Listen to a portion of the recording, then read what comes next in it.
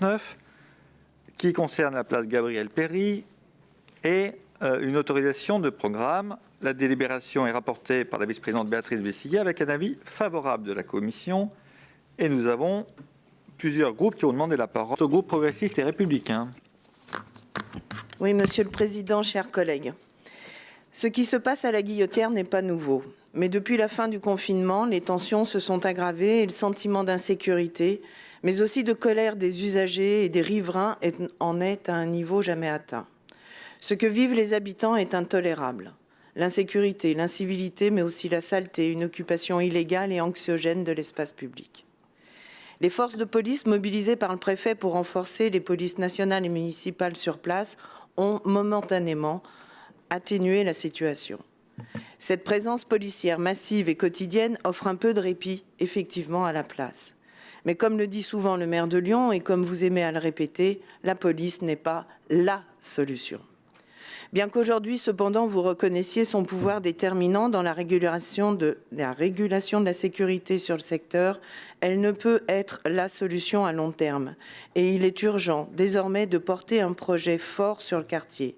Un projet qui conjugue prévention, médiation, répression et bien sûr aménagement urbain.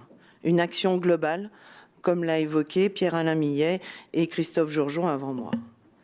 Dans cette perspective, la métropole a un rôle central à jouer, car contrairement à ce que vous avez l'habitude de répéter, l'ensemble des compétences qu'elle centralise lui permet pleinement d'agir pour améliorer la sécurité des Grands Lyonnais et des Grandes Lyonnaises. Au lieu de rejeter la faute sur l'État qui ne ferait pas son travail, ou les collectifs d'habitants qui ne seraient que des opposants instrumentalisés, je vous invite, Monsieur le Président, à endosser ce rôle de chef d'orchestre qui vous incombe dans l'ensemble des politiques qui doivent être menées sur ce secteur. La place Gabriel-Péri est historique.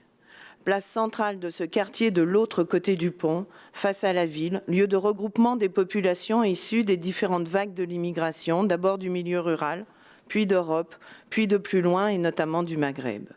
Devenue la place des hommes debout, des actions pour endiguer ces regroupements avaient été mises en place dès les années 80-90, à l'exemple de bandes, d'une place ennemie et surtout la création du clip.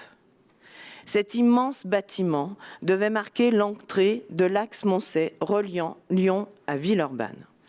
Après démolition de tout le quartier, compris entre le cours de la Liberté, la rue Paul-Bert et jusqu'à l'avenue de Saxe. Après une mobilisation légitime et glorieuse des habitants, d'acteurs locaux et de certains politiques, notamment d'Anne-Marie Comparini et de Martine Roure, Raymond Barre décide d'annuler la démolition totale des faubourgs et seul l'îlot Saint-Jacques fait l'objet d'une requalification avec la création de la place Bahadourian et l'implantation du commissariat. Le clip, qui devait marquer l'entrée d'un axe reliant le centre-ville à Villeurbanne, devenait de fait une frontière, un rempart, isolant le quartier du reste de la ville. Et l'occupation des places Gabriel-Péri et Ballanche, c'est la place à l'arrière du clip, de plus en plus critiquable. En 2018, nous avions demandé une étude du cabinet Surtis qui définissait 3 axes pour améliorer la sécurité sur la place. La vidéo-verbalisation, le réaménagement des transports en commun, la démolition de tout parti du clip. Nous avons mis en œuvre une expérimentation de vidéo-verbalisation que vous avez poursuivie. Avec Myriam Picot, nous avons rencontré des collectifs d'habitants à maintes reprises. Avec le Conseil citoyen et les conseils de quartier, nous avons commencé un travail de réflexion sur le devenir de la place. Un travail profondément coopératif et très intéressant. Et avec les services de la métropole et Michel Lefaou, nous avions travaillé sur différents scénarios d'aménagement. Ne niez pas l'histoire, ni les actions déjà conduites dans ce secteur, ni les projets que d'autres avaient élaborés avant vous et qui ne sont peut-être pas totalement idiots. La question de l'ouverture de la place est plus que jamais cruciale. Malheureusement, nous craignons, à la lecture du projet d'aménagement que vous nous présentez ici, qu'en ce qui concerne l'urbanisme, vous n'ayez réellement pris la mesure de la tâche.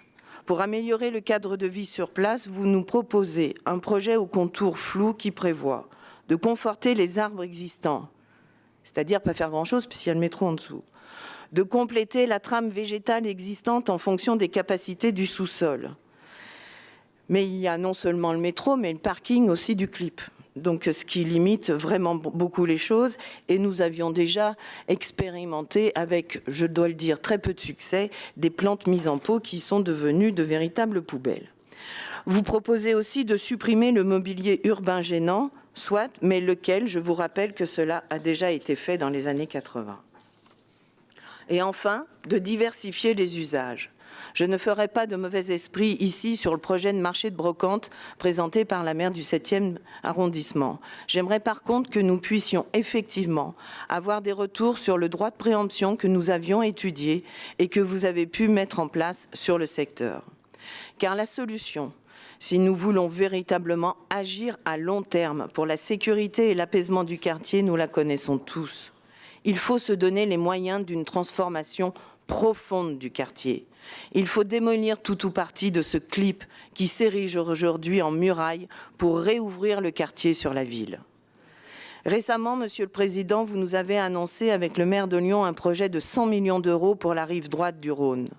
On nous annonce plus de 8 millions d'euros de coûts pour la création de la régie de l'eau. Comme vous avez l'habitude de le dire, ce sont des choix politiques que vous assumez. Eh bien, nous constatons que pour la Guillotière, vous avez fait le choix du moindre coût, sans la moindre protestation du maire de Lyon et de ses maires d'arrondissement. Or, les Lyonnais et les Lyonnaises attendent du maire de Lyon, et j'espère que vous nous répondrez, monsieur le maire, dans la prochaine intervention de 6 minutes de votre groupe, qu'il accepte toutes les décisions du président de la métropole ou dictées par solidarité de parti, mais la prise en compte de leurs préconisations. Non, les Lyonnais et les Lyonnaises n'attendent pas ça de vous. Ce ne sont pas quelques arbres en remplacement des forces de police sur la place qui régleront le problème des zones aveugles de la place Ballanche et de la rue Paul-Bert. Et c'est pourquoi nous voterons contre ce rapport aux contours particulièrement flous. Je vous remercie. Merci. La parole